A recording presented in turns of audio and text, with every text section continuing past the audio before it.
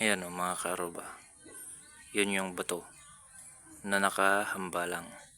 Kaya itong rubber na to hindi niya ma-close.